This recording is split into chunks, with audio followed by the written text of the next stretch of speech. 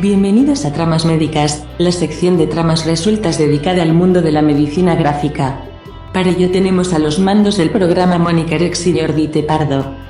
Muy bienvenidos a un nuevo programa de Tramas Médicas, esta sección que, como muy bien ha dicho Iva, nuestro asistente de voz virtual, dedicamos a hablar pues de medicina gráfica, ¿no? De todos esos cómics que tienen que ver con la ausencia de salud, la relación asistencial, bueno, todas estas cositas que dan tanto jugo y que a nosotros nos gustan tanto, ¿no es así, Jordi?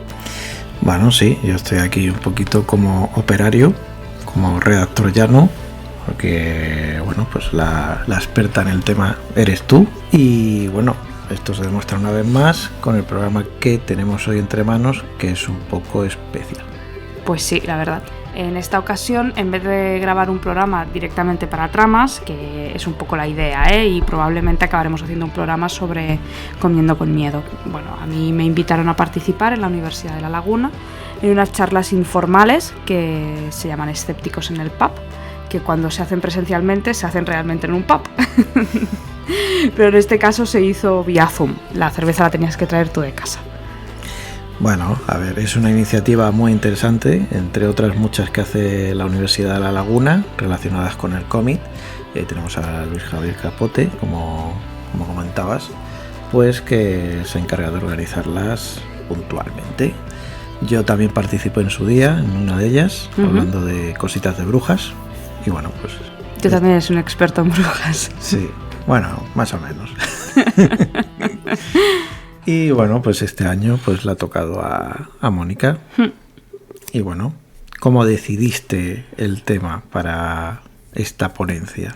Bueno, porque en el año pasado, cuando tú hiciste el Escépticos en el Pub sobre las brujas, en la representación de las brujas en el cómic, yo participé en la Semana del Cómic de La Laguna vía Seminario Zona Negativa y hice una charla introduciendo la medicina gráfica, que de hecho esa primera conferencia hablando de medicina gráfica fue lo que detonó los programas de tramas resueltas, de tramas médicas. Está todo conectado. Todo conectado.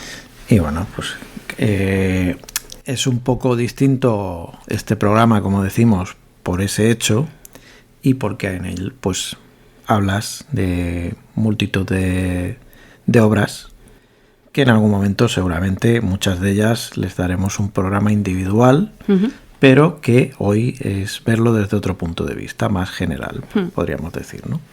Sí, exacto. Normalmente, o bueno, más que normalmente, porque de tramas médicas solo hemos sacado un programa, la idea es centrarla en una obra, hablar de la obra, y de por qué es un cómic genial y hay que tenerlo y hay que leerlo indiferentemente de la temática, y luego aparte intentar sacarle jugo a nivel medicina gráfica. Pero en este caso hay más bien una ensalada de recomendaciones que pivotan alrededor del tema de la relación médico-paciente. Entonces veremos buenos ejemplos, malos ejemplos, la mayoría malos, por desgracia, pero bueno, que pivotan en la temática de la relación asistencial. Vale, y es el concepto con el que nos tenemos que quedar y el que guiará pues todo el programa. Sí, exacto. Bueno, ¿y cómo preparaste un poquito este programa? Muchas lecturas, ¿no? Muchas lecturas, muchas relecturas, más que lecturas, porque bueno, yo lo que hago con todo el tema de medicina gráfica, y tú lo sabes porque lo sufres, es que tengo una parte de la biblioteca dedicada a ello, donde voy guardando las obras que creo que tienen jugo en ese sentido. Y la mayoría de esas obras, cuando las leo por primera vez, ya las marco, e incluso a veces escribo pequeñas anotaciones en un post-it aparte o lo que sea, recordándome qué temas son los claves que puedo desarrollar con ese cómic.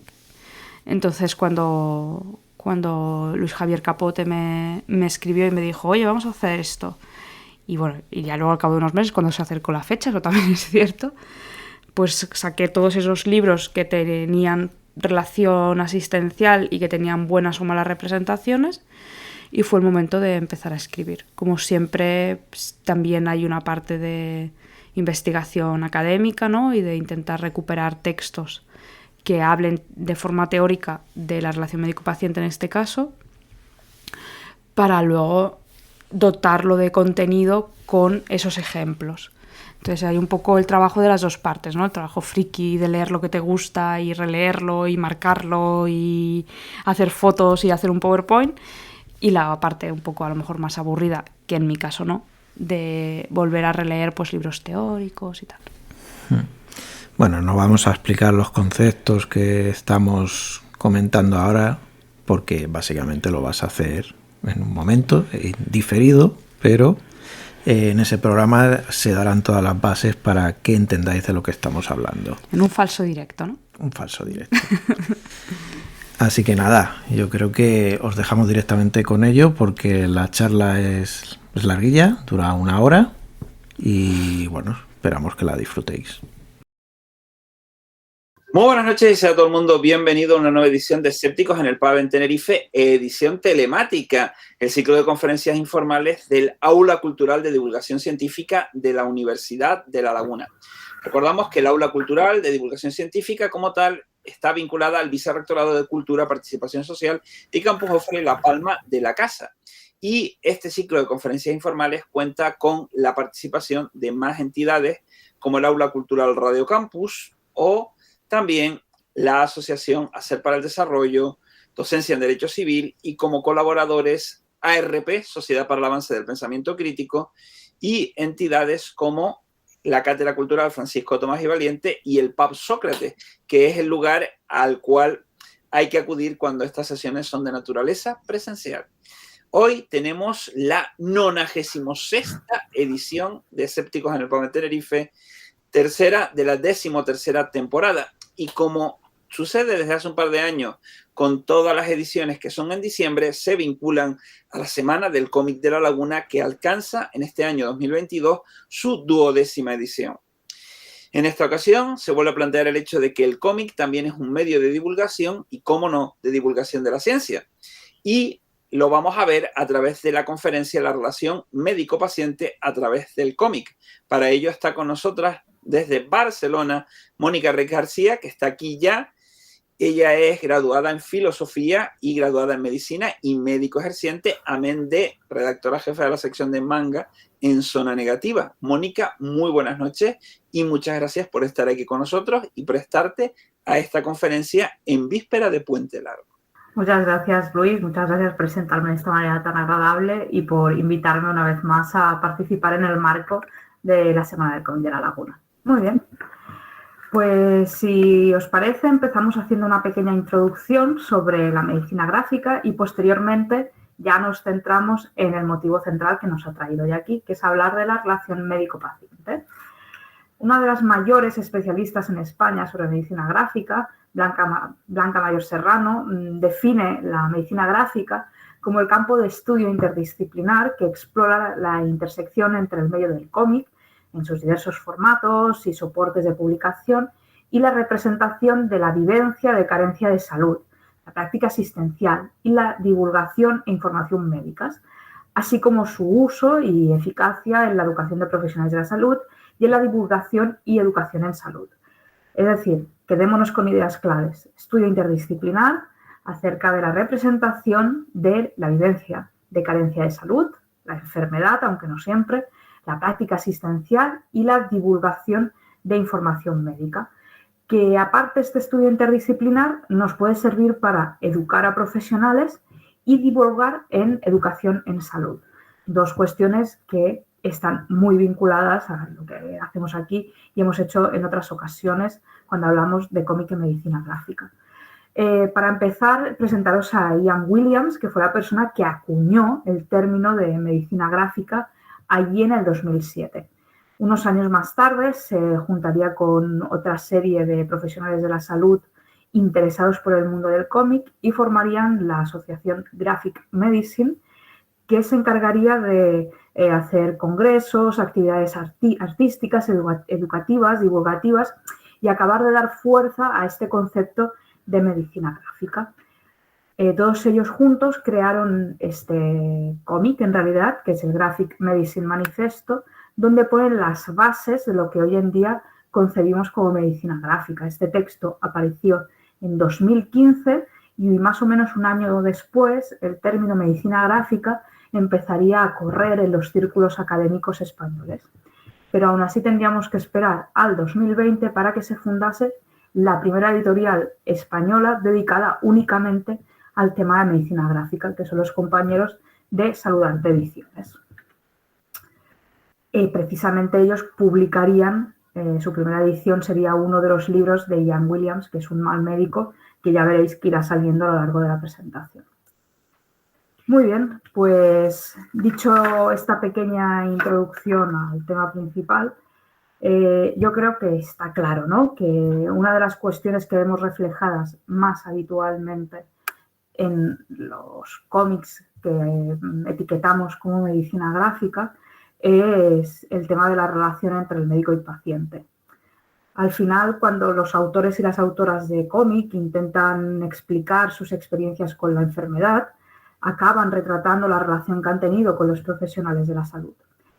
Y muchas veces, por desgracia, la representación que hacen de nuestro trabajo pues no es muy positiva. Muchas veces, de hecho, es bastante negativa. Y obviamente no es porque los médicos tengan nada en contra de los dibujantes ni los guionistas de cómic, sino porque la relación médico-paciente es la parte más difícil del trabajo asistencial. Estamos hablando del concepto, ¿no?, de relación médico-paciente. Para definirlo muy brevemente, la relación médico-paciente es la base de la tarea asistencial, que incluye tanto el proceso de información como el proceso de toma de decisiones y de intervencionismo, si es que en ese tipo de relación tiene lugar, porque no siempre hacemos intervenciones sobre los pacientes. A veces simplemente es dialéctica, ¿no? En la relación médico-paciente, por lo tanto, no solamente tiene cabida la relación interpersonal, sino que juegan un papel muy importante aspectos legales, técnicos, deontológicos. La relación médico-paciente se puede abordar desde muchísimos puntos de vista. Y bueno, pues hoy vamos a ver cómo la comunicación médico-paciente se muestra a través del cómic, que creo que es un ejercicio muy interesante porque nos permite verlo desde los ojos de una persona que lo ha sufrido, con un ejercicio de empatía muy directo, ¿no? Cuando mezclamos precisamente el cómic, la gracia que tiene, ¿no?, que es que nos muestra el mundo interior de los personajes y empatizamos de una manera directa con ellos, parece que estamos viviendo su historia. Muy bien, pues para empezar a ahondar en el tema de la comunicación, yo creo que podemos remitirnos un poco al esquema clásico de comunicación y adaptarlo un poco a nuestras necesidades concretas en este campo. Cuando el médico es el emisor del mensaje, utiliza un código que es altamente tecnificado en muchas ocasiones. Por lo tanto, un buen acto asistencial, ese código merece ser adaptado, descodificado, para que el paciente pueda comprenderlo. El primer interesado en que el mensaje llegue bien al paciente es el médico y, por lo tanto, adaptar ese mensaje a las capacidades del paciente no solamente forma parte de un buen trabajo asistencial, sino que es prácticamente un requisito egoísta. Forma parte de la complejidad de esta relación, ¿no? Ahora bien, no solamente tenemos la cuestión de cómo el mensaje está codificado y requiere de decodificación, sino tenemos el contexto. El contexto es muy importante en la relación médico-paciente. Primero, porque no es lo mismo un box de urgencias en un ambiente hostil para el paciente, donde habitualmente está encamado, donde hay muchos ruidos, alarmas, nervios, gritos. Esto es totalmente diferente a un contexto de una sala de visitas, donde el paciente habitualmente está sentado. Esto crea el tema de visitar de pie el médico y el paciente estirado, o visitar los dos sentados, simplemente por la posición que se establece dentro de la sala, crea un lenguaje corporal que es muy importante y que determina muchas de las cuestiones del contexto y de la asertividad de las dos personas implicadas. Pues esto, no es lo mismo una sala de visitas con el paciente sentado, en un ambiente más tranquilo, donde habitualmente las interrupciones no son tanto ambientales como una compañera que entra, que te pide algo, que tienes que salir. No es ideal, pero tiene otros condicionantes. Muy bien. Por lo tanto, recapitulo, la importancia del contexto, de ese contexto inmediato, y la importancia de adaptar el mensaje, de decodificarlo, para que el paciente entienda bien qué es lo que le estamos diciendo. Y para ilustrar la importancia de la decodificación, os traigo una viñeta del cómic El cáncer de mama de Brian Weiss, y editado aquí en España por Soldarte Ediciones, que trata sobre una familia. El personaje principal es mamá, que está diagnosticada de cáncer de pulmón con metástasis cerebrales en un estadio 4, que es el estadio más avanzado del cáncer. Y en esta viñeta lo que pasa es que en una comida familiar la mamá, la protagonista, dice, bueno, por lo menos solo es un estadio 4. Y claro, el hijo le dice, a ver, ¿te das cuenta de que ese es el estadio más avanzado? Y entonces ella dice, no, pero si hay 10 estadios. Y entonces el hijo tiene que rectificarla, no hay 10 estadios, hay 4 y tú tienes el peor. Yo personalmente creo que un paciente oncológico nunca debería salir de una consulta médica teniendo esta duda.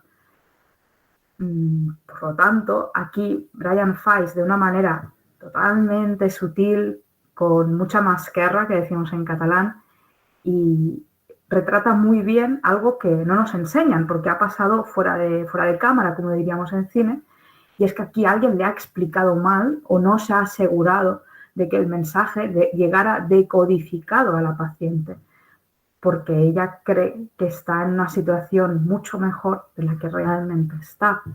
Entonces esto es un muy buen ejemplo de este primer nivel de cómo debe ser la comunicación médico-paciente.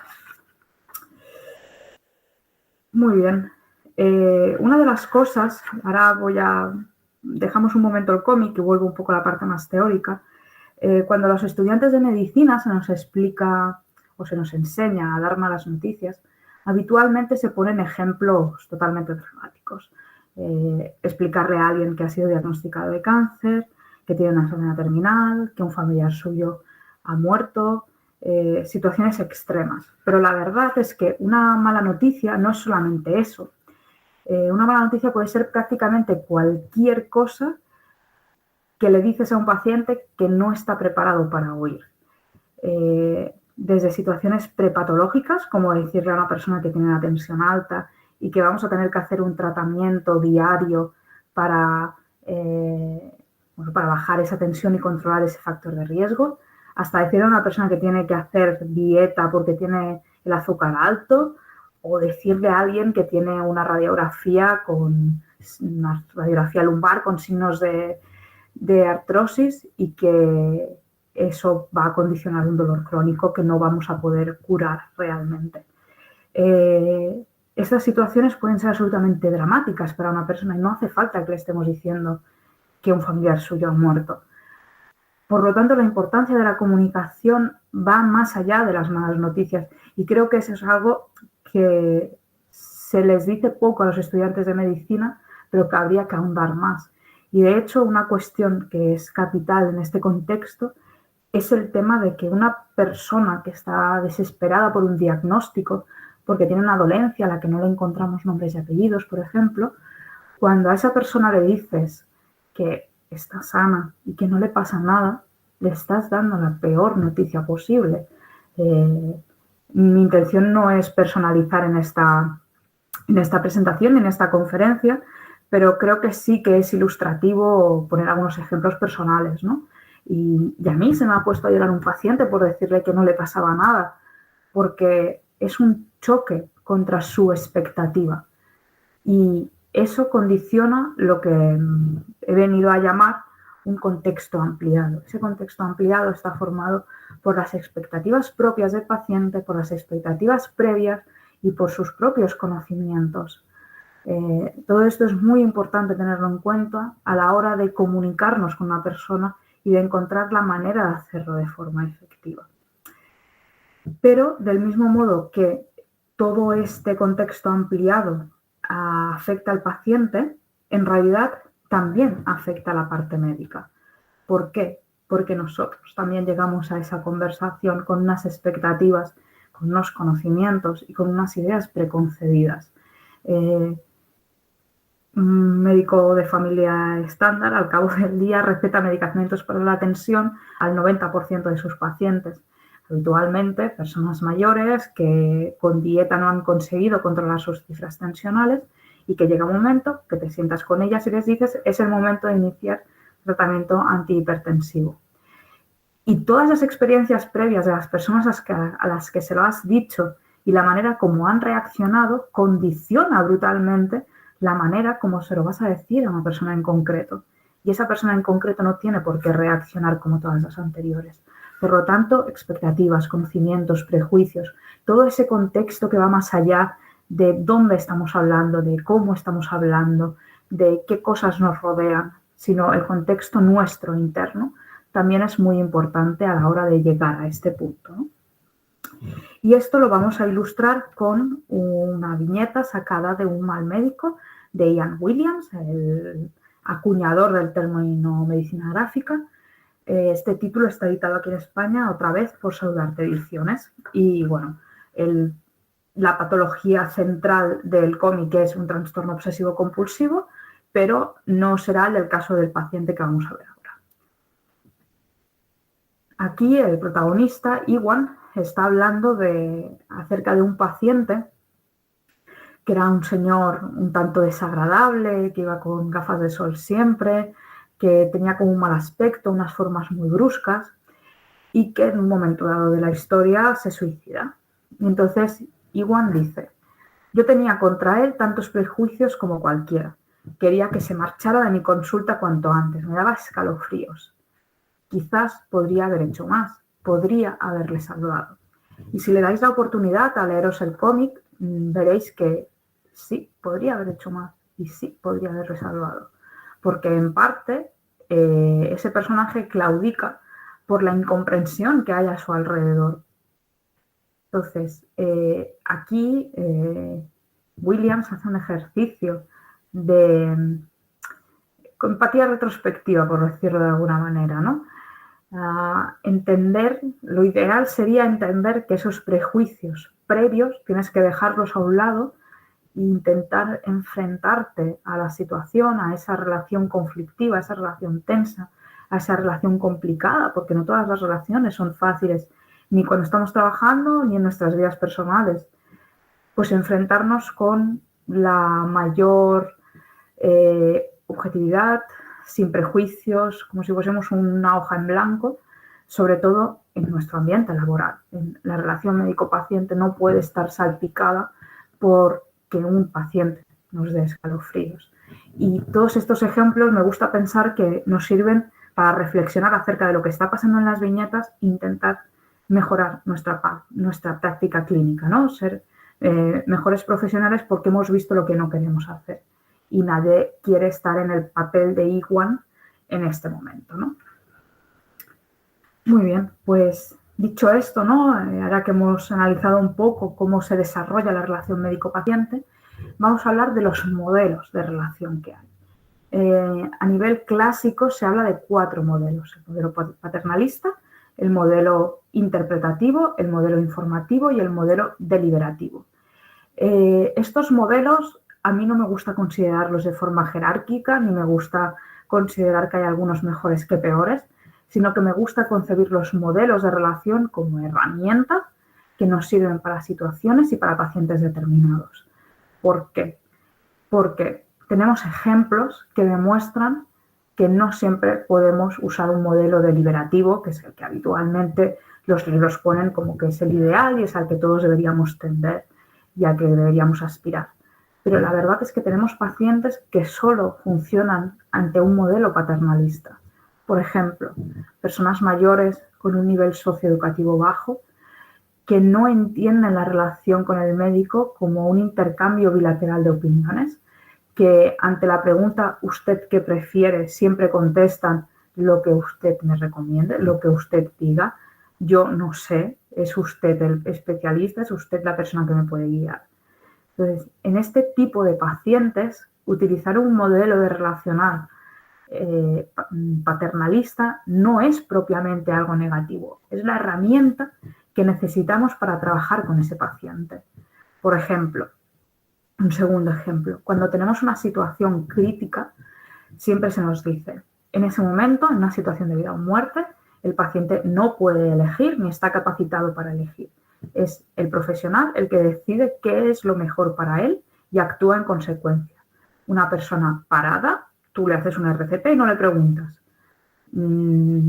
Y aparte te ampara la ley, es decir, esto debe ser así. Eso es una actuación paternalista, porque ya veremos cuáles son las características de este modelo a continuación. Pero no has preguntado, no has tenido en cuenta la opinión del paciente, ni sus valores, ni su autonomía, nada. Tú has actuado de forma paternalista y no está mal. Es lo que hay que hacer, es lo que requiere la situación. Entonces, intentemos tener un poco la mente abierta en este aspecto e intentar entenderlos como herramientas. Y vamos a intentarlo ahora sí. Y para ello empezamos con el modelo paternalista, tal y como os he prometido. En este modelo, el médico ejerce un papel protector sobre el paciente y actúa en función de lo que cree que es mejor para él. Antepone su propia concepción de la beneficencia a los valores del paciente.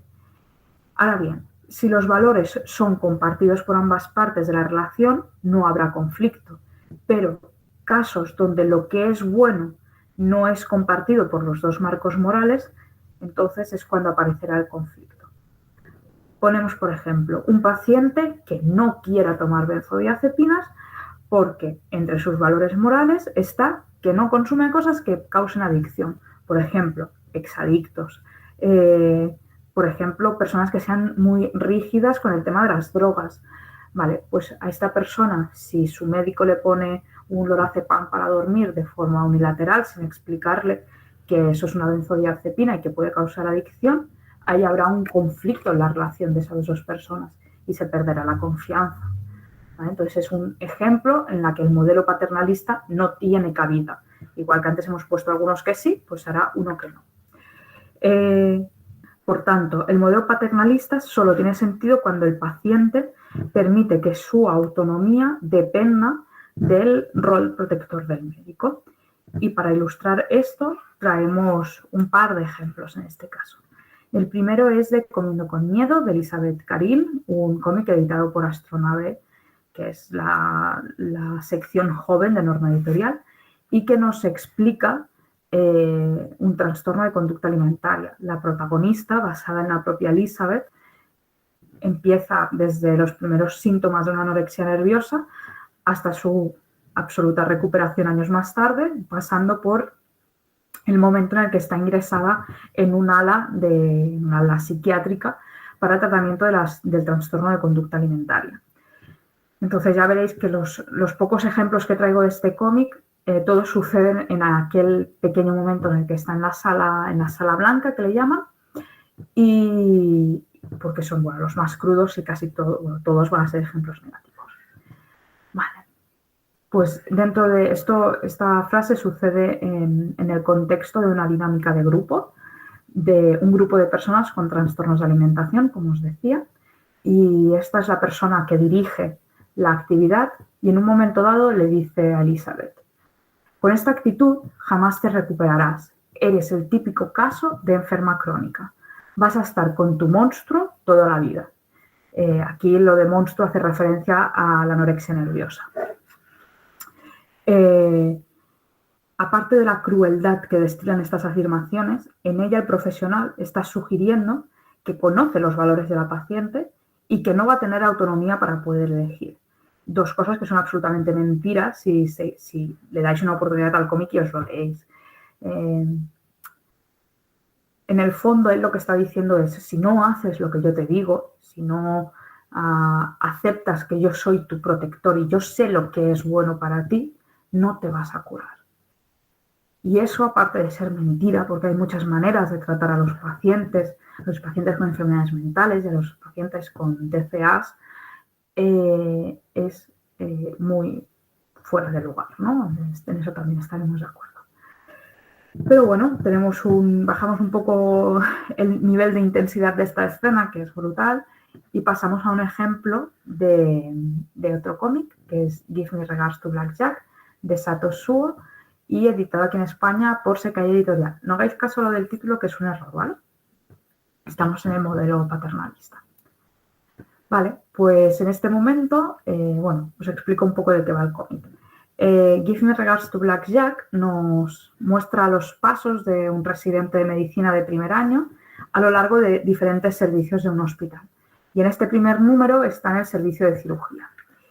Y están tratando a un paciente que necesita un bypass coronario, pero que por su situación clínica global, la operación tendría muy mal pronóstico. Entonces tiene una conversación con este adjunto que le dice: vamos a leer primero el segundo bocadillo. Él tan solo necesita ser operado. Ya está. De nuevo vemos esta idea del médico como conocedor de qué necesita el paciente y protegiendo su vida por encima de cualquier cosa, incluso los deseos del paciente o algo tan elemental para nosotros como brindarle una buena información. Porque vamos a leer lo que había dicho antes. ¿Crees que podrías cambiar algo diciéndole la verdad? Es la muestra de la arrogancia paternalista máxima, ¿no? Es decir, no solamente yo sé lo que es bueno, sino que no le voy a explicar el resto de alternativas porque se equivocaría eligiendo. Bueno, pues como hemos dicho, el modelo paternalista es una herramienta que en algunas ocasiones puede servirnos, pero en otras ocasiones es totalmente devastadora, como nos han mostrado estos dos ejemplos. Y ahora sí, pasamos al modelo informativo. En este modelo, los profesionales sanitarios son gestores de la información y ejecutores de la misma. Es como si fuéramos Wikipedia, pero pudiésemos expandir recetas y operar al paciente. Este rol tan tecnocrático del médico requiere que el paciente asuma la situación. Por lo tanto, el paciente considera, o en este contexto se considera que el paciente tiene unos valores fijos y conocidos, él sabe lo que quiere. Y además puede ejercer su autonomía todo el rato, de cualquier manera y con absoluta decisión. Bueno, podemos discutir largo y tendido sobre si una persona sin conocimientos médicos puede tomar decisiones basadas únicamente en información técnica. Porque que tengas la información técnica no siempre quiere decir ni que puedas comprenderla, ni que puedas hilar lo suficientemente fino como para entender las consecuencias de lo que se está diciendo. A ver, al final, medicina es una carrera de 6 años más la especialización, donde las cosas no son tan fáciles como cuando las lees la primera vez y tienen múltiples complicaciones, tienen múltiples subcosas que tener en cuenta y siempre estás aprendiendo, ¿no? Entonces, quizás para situaciones de poca importancia este modelo sí que sirve, pero en general en situaciones de más complejidad diagnóstica o terapéutica me tendrían que convencer, no lo veo muy claro. Y de hecho os traigo como muestra otra página de Give Me Regards to Blackjack. Y en este caso seguiremos con el mismo paciente que habíamos visto anteriormente, que en un momento dado sí que es capaz de preguntar a los médicos que tiene alrededor qué le pasa, ¿no? Me dice, ¿qué tal estoy? ¿Qué le pasa a mi cuerpo? Y otro médico, que no es el mismo que hemos visto antes, le contesta, ojo, cuidado. Ha habido cambios físicos definidos que surgen por la hipertensión y la hiperlipemia. La arteriosclerosis ha provocado que las paredes de la arteria coronaria circunfleja izquierda y la arteria descendente anterior se vuelvan arterioscleróticas y se obstruyan significativamente, dando lugar a angiopatía coronaria orgánica acompañada de isquemia miocárdica transitoria que apunta a una inminente necrosis miocárdica y que es compatible con una cirrosis hepática descompensada por una hepatopatía alcohólica. Hombre, el paciente informado está, eso desde luego, pero yo tengo dudas de que haya entendido nada. Y este es el drama, ¿no? del modelo informativo.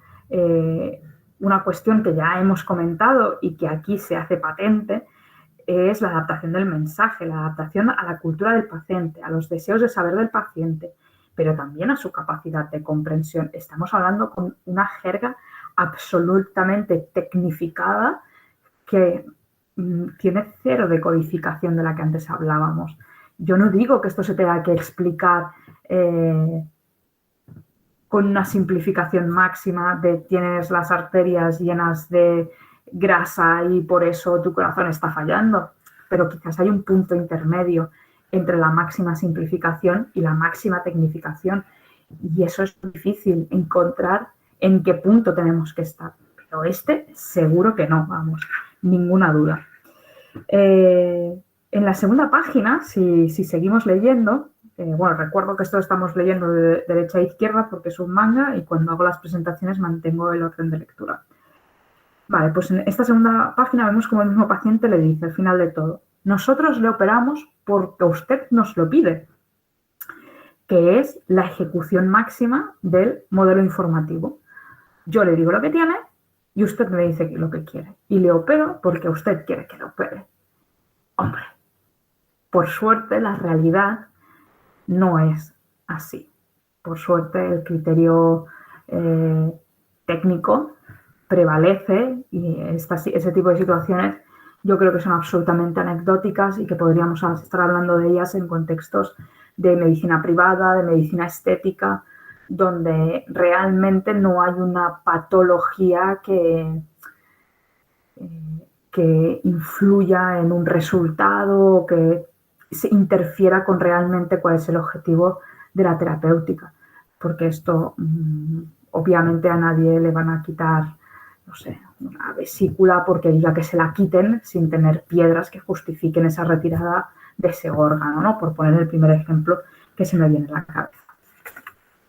Muy bien, pues pasamos al modelo interpretativo, el tercero de los 4 modelos clásicos, y vemos cómo en este modelo el médico adopta el rol de consejero, con el objetivo de informar al paciente, guiar sus deseos y ejecutar sus decisiones.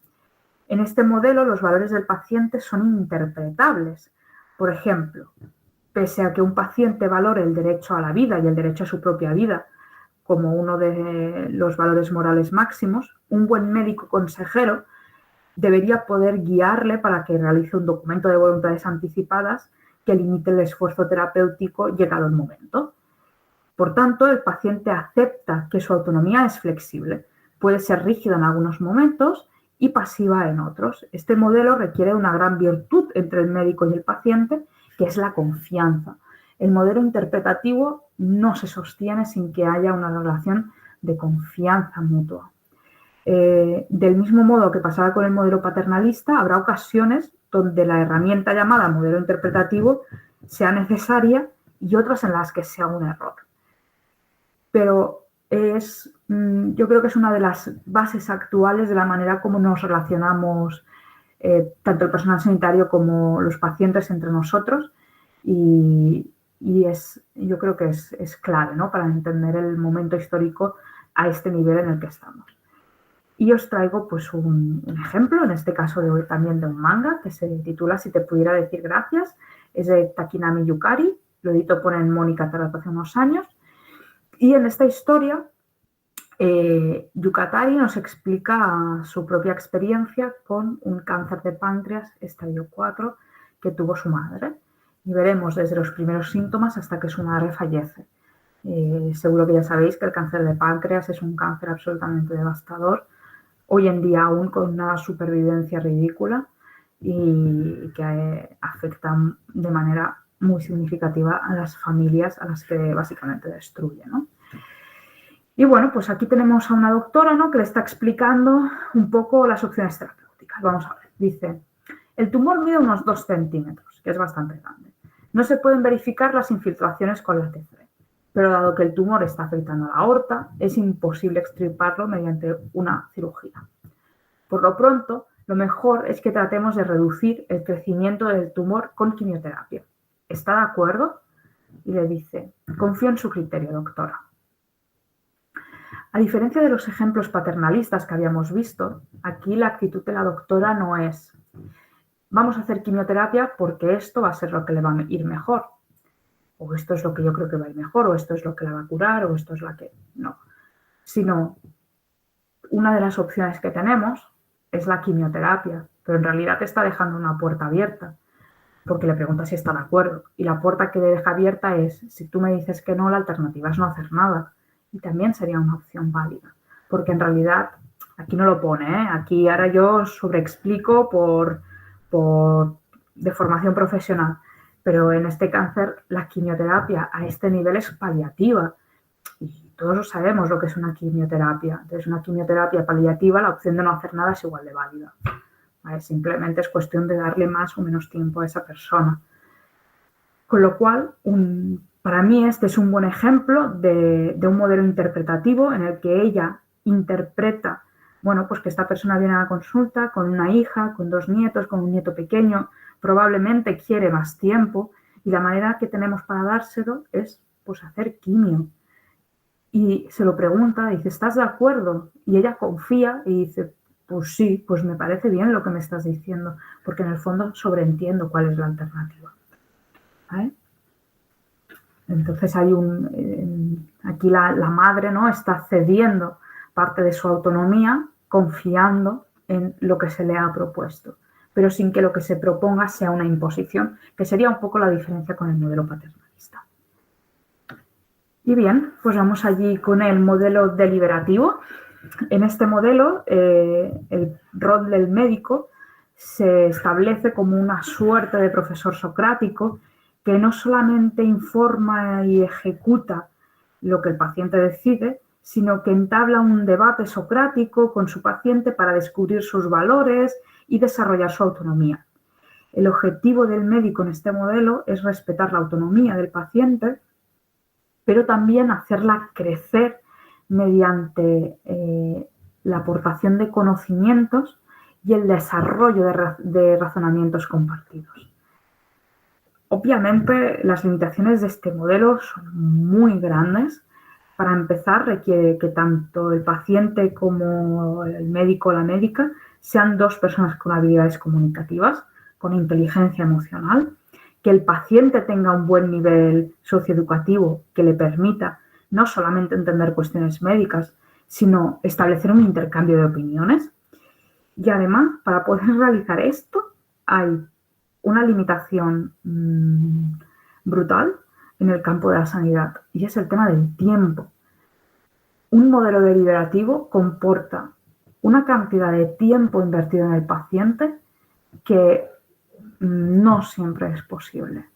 Y esto es un drama. Pero sí que es cierto que si conseguimos saltar esa limitación técnica y las condiciones son óptimas, el modelo deliberativo es prácticamente lo más deseable, ¿no?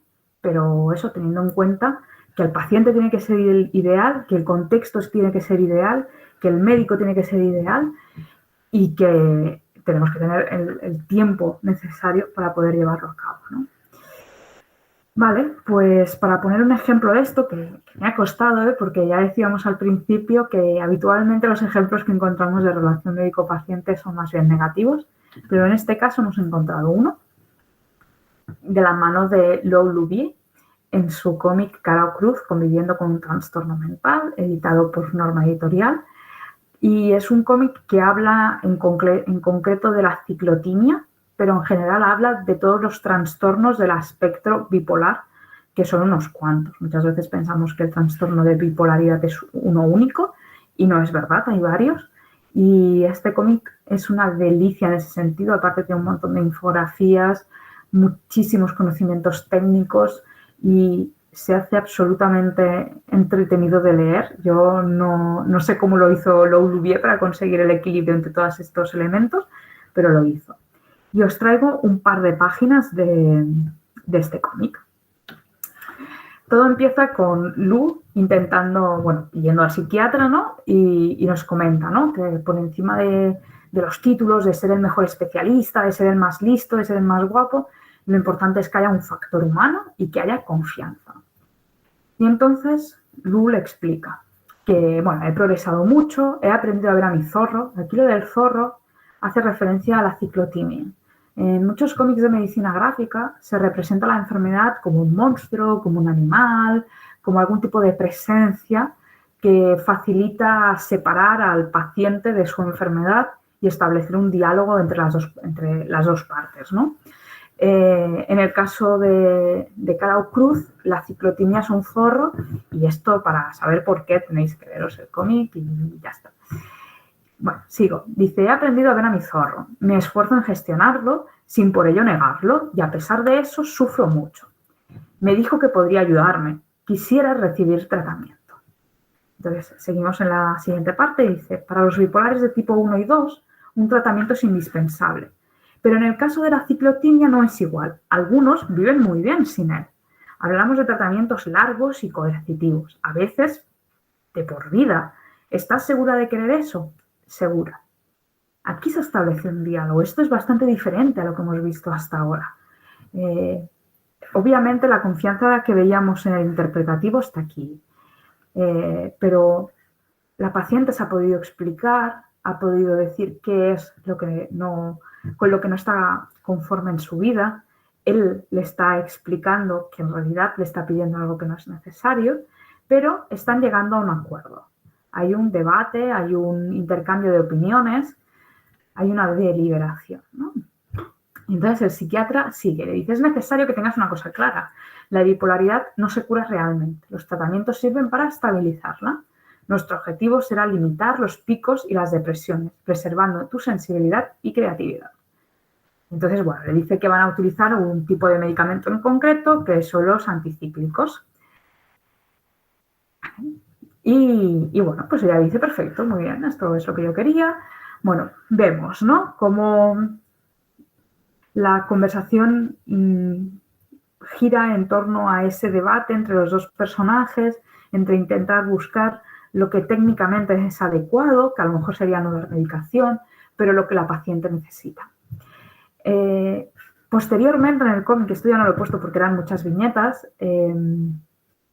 este tratamiento no le funciona a la protagonista porque le causa como muchas reacciones adversas. Y entonces cambian de medicación y pasan al litio, al medicamento estándar que todos conocemos para la bipolaridad. Y ella pues aprende a convivir con ese medicamento, aunque es más difícil de tomar, tiene más consecuencias, es más engorroso. Pero a mí me gustaría que realmente se viera, ¿no?, lo que yo creo que veo en estas páginas, que es las decisiones compartidas, el ejercicio de entender al paciente, de entender las cuestiones técnicas, todo esto que convierten en algo tan interesante y tan atípicas estas dos páginas. Muy bien, pues hemos visto los 4 modelos clásicos, pero en realidad podríamos añadir un 5º modelo. Y a diferencia de los demás, este modelo no es una herramienta válida ni deseable. Está prohibida por los ordenamientos jurídicos y pese a que en el ámbito de la medicina profesional está totalmente desterrada, la verdad es que sigue existiendo. Habitualmente se citan como ejemplos pasados los experimentos de Tuskegee sobre la sífilis. Y os los voy a explicar brevemente, aunque no os pongo ningún cómic de ejemplo, pero si alguien sabe de algún cómic que trate este tema, por supuesto encantada de que me iluminéis. El experimento de Tuskegee fue un estudio clínico realizado entre 1932 y 1972 por el Servicio de Salud Pública de los Estados Unidos. En el 72 terminó no porque tuviese que terminar, no porque fuese un estudio clínico pensado para 40 años, sino porque hubo un gran escándalo periodístico en torno a esta cuestión. El Servicio de Salud Pública quería estudiar la evolución natural de la sífilis.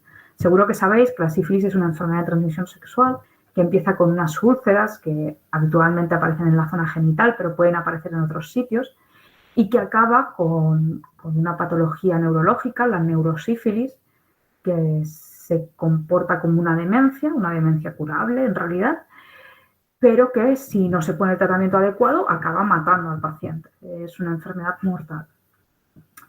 El drama de esto es que en 1947, 15 años después del inicio del estudio, se descubrió que la penicilina era el tratamiento efectivo contra la infección. De hecho, actualmente la sífilis se trata con penicilina. El problema es que de los 600 hombres afroamericanos que entraron en el estudio, 399 de los cuales estaban efectivamente infectados con sífilis, absolutamente a ninguno se le trató con ese medicamento. Y permitieron que la enfermedad siguiera evolucionando hasta desarrollar neurosífilis y morir. ¿Por qué? Porque ese era el objetivo de su estudio. Ellos querían ver cómo la enfermedad llegaba a sus últimas consecuencias. No se les facilitó ni a los pacientes ni a los enfermos, ni al grupo control la medicación, y básicamente el experimento paró porque esto se descubrió, si no habrían seguido hasta la muerte de los 600 participantes. Cuando el experimento paró, se constataron 128 muertes y como muertes colaterales o como efectos colaterales, 40 mujeres y 19 niños se contagiaron por el contacto estrecho con sus familiares que estaban incluidos en el estudio.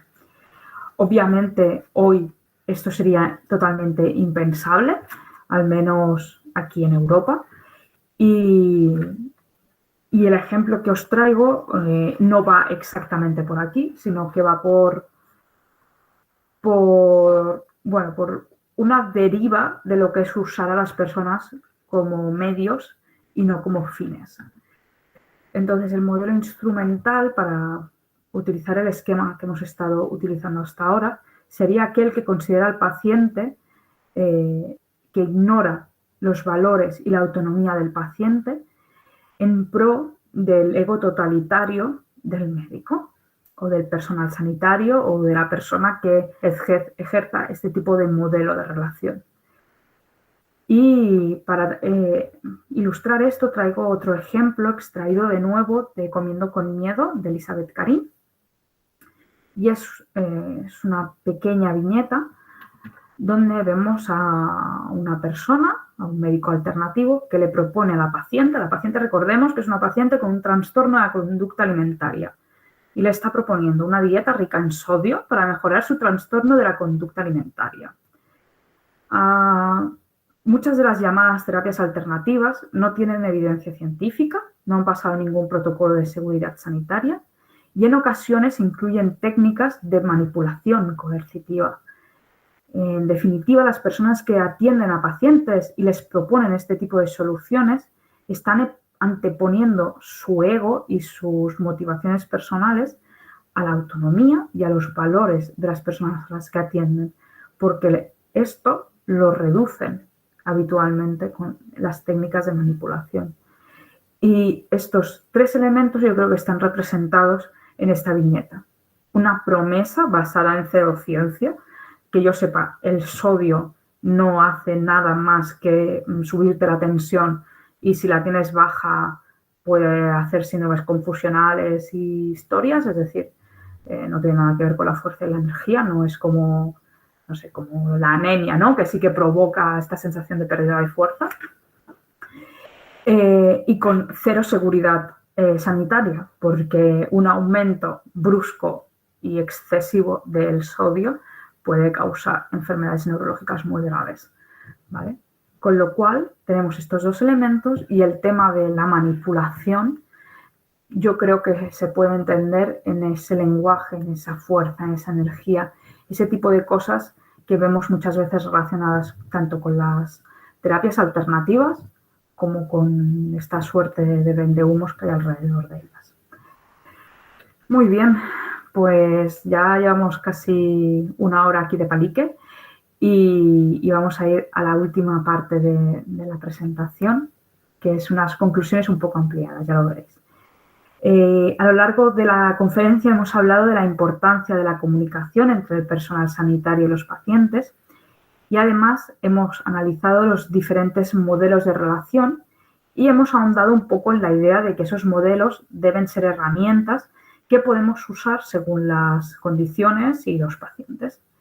Pero utilizarla cuando no toca es lo que es un error personal y profesional que puede tener consecuencias. Ahora bien, me gustaría incluir una última idea que creo que es la más importante de todas y es esta frase de aquí. La mala educación no es un modelo relacional. Para visualizar esta objetividad, os traigo 3 ejemplos. Sé que es una frase que es muy obvia, pero a veces las cosas obvias son las cosas que más hay que subrayar. Y el primer ejemplo lo traigo con el cómic Tiembla, de Ramón Ricart, editado por Bang Ediciones, donde, de nuevo, ya sabéis que la mayoría de estos cómics nos hablan de experiencias personales. Pues Ramón Ricart es un chico que, siendo muy joven, ahora no recuerdo la edad, mentiría, pero estando entre los 40 y los 50, le diagnostican una enfermedad de Parkinson. Y desesperado, en un momento dado, decide ir a ver al mejor neurólogo de Barcelona, un súper especialista en Parkinson, que tras tener un pequeño encontronazo en la consulta, porque el protagonista le hace una pregunta sobre precisamente terapias alternativas, el médico, el súper especialista en Parkinson, que tiene que estar acostumbrado a dar un diagnóstico terrible a las personas, le dice esto: sigue nuestras indicaciones o te quedarás tieso como un palo.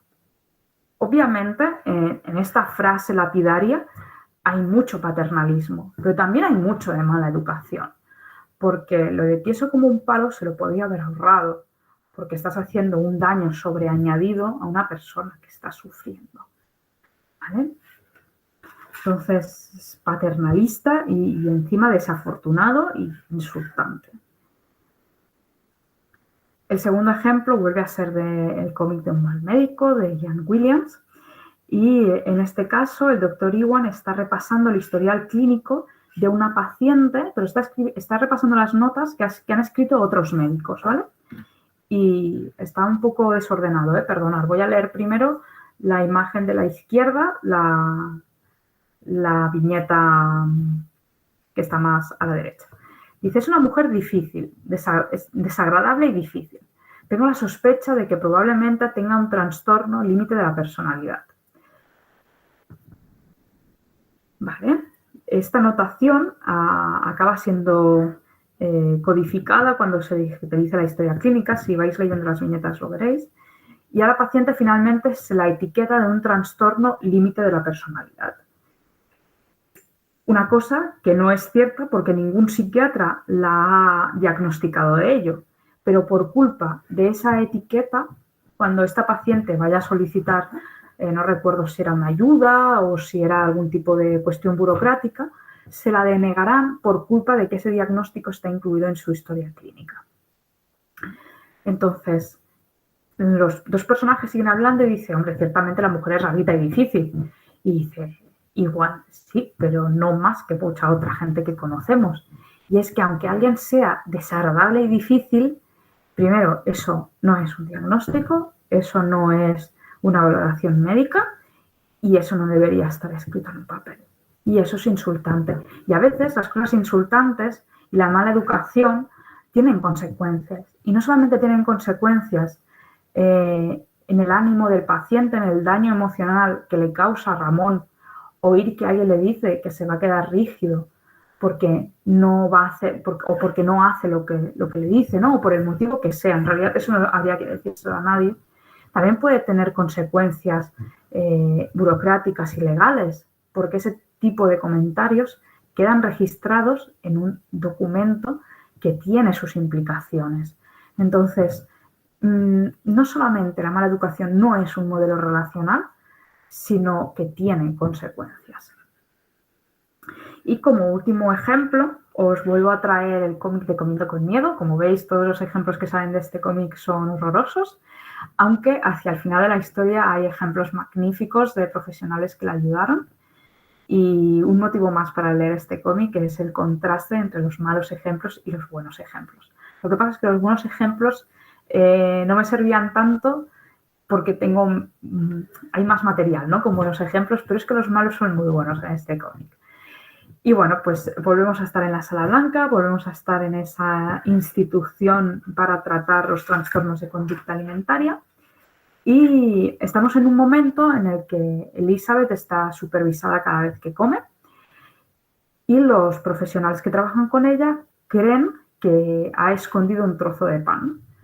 lo cual en este contexto pues es grave, obviamente, porque tienen que comer las calorías que se les indican cada día y porque la anorexia nerviosa, si no se trata de forma estricta, las personas se mueren de una forma agónica y muy cruel, con lo cual es necesario esa supervisión, es necesario esa vigilancia estrecha.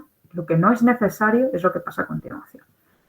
Y es que en busca de ese trozo de pan escondido, Elizabeth se desnuda.